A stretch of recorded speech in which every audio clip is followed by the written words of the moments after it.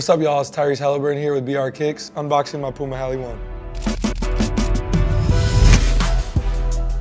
As a kid, I always wanted to collect whatever shoes were coming out. And once you get to the NBA, you've kind of reached your dream. And I think that there's levels to obtaining more things, and it's a dream to have your own shoe. You know, kids are gonna be looking for, and people are gonna be looking for to wear with fits and wear around. It's very special. The coolest part of the shoe for me is just like the cat in general. Something big that I want to do is create a silhouette and create something that didn't look like everything else. Most Pumas have like a form stripe. I would say that this is one of, if not the only Puma that doesn't feature that at all. And I think that that's really cool because there's certain colorways like the hibiscus colorway that I debuted in the finals where that cat is like muted. The opal colorway, it jumps out at you. So I think that's like really my favorite part of the shoe overall. One of the talks early on was your logo. Yeah, I had a logo that like my boy made in high school, like a lot of athletes these days. Just doing something that kind of created like a whole rebrand. Talking with Salehi, it was like every athlete nowadays, their logos are so initial based, sharp edges and everything. Everybody's kind of look the same. There's not a ton of variation. And so we're just trying to create something that's a little different. So he was like,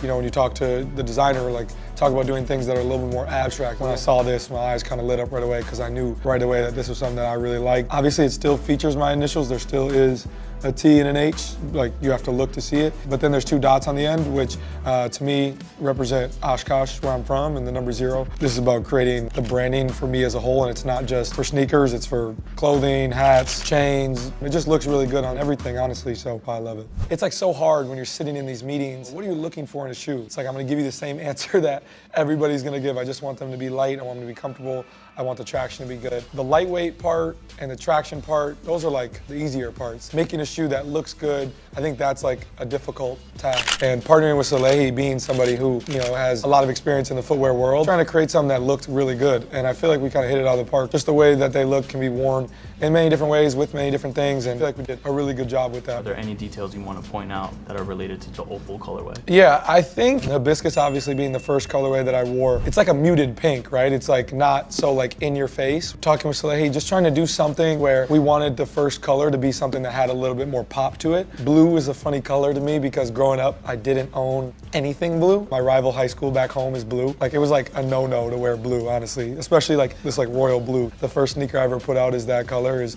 pretty funny, but I just wanted to do something that had a little bit more pop to it, and I think blue is kind of a great representation of that. What ran through your mind when you first saw this shoe now? The first meeting I ever had, Salehi pulled out a 3D print of the shoe. And it's funny looking back, and I'm curious to see what people see from that print that we took off and that we kept. There were things that like I was like, no, I like that, I don't like that, like let's switch this and that, and ultimately it became this. Salehi had an idea that he really rocked with. My first wear test was in December. To walk in a room and see a bunch of colorways on the table of the shoe was very special. Every time I've seen him since, it makes me smile. How many samples would you say you went through?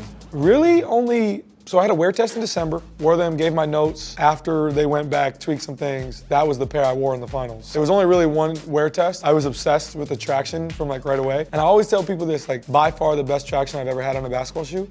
I'm biased, of course, it's my shoe. I remember being in the wear test gym, squeaking, and like, damn, like these are crazy, you know? Figured out a couple tweaks that we wanted to make, we made them. I was wearing them through the playoffs and practice. Our equipment manager would run in with all pro nitros for me to put on so people didn't see these. And so like I was kind of having to hide them from the world. Me and Salehi were like, when's the right time to wear them? Of course, Salehi being a Knicks fan was like, wear them in the Garden, wear them in the Eastern Conference Finals. And I was like, no, because we're gonna beat the Knicks, and I think we can wear them in the finals. I really, truly think that it's the greatest like launch of a shoe ever. Final seconds, no fouls to give. Haliburton looking, Haliburton driving, pulls off, jump shot. It's good! It's good! With 0.3 of a second remaining, Tyrese Haliburton does it again!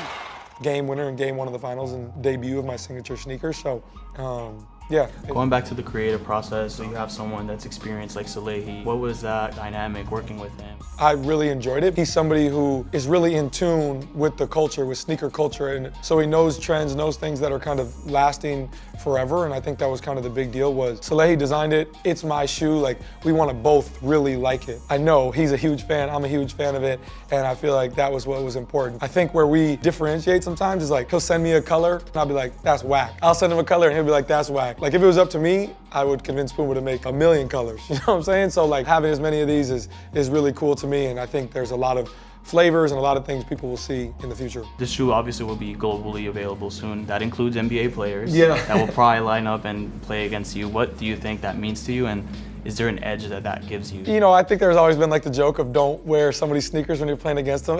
I look forward to who that's gonna be first. I really feel like that's like the ultimate respect. I think it's like love and support, and it gets a little crazy when it's really a brotherhood. There's only so many of us. So I look forward to seeing guys rock them. I look forward to seeing people rock them in the streets and kids on court. And yeah, those will all be special moments. Is there anyone you want to see wear your shoe on the court? Number one right now, I would say is Josh Giddey, because he just signed with Puma. I've been able to grow like a really cool relationship with him just through both being sneakerheads. Like that's literally how our relationship started, like just talking about shoes, and now we like text pretty often. There's definitely people I'd love to see in the W rock 'em. Skylar Diggins, she wore like my All-Pro P in the All-Star game. To be able to get her in these would be really cool. Shout out BR Kicks, appreciate you guys chopping it up with me. Get your Puma Hali 1 soon.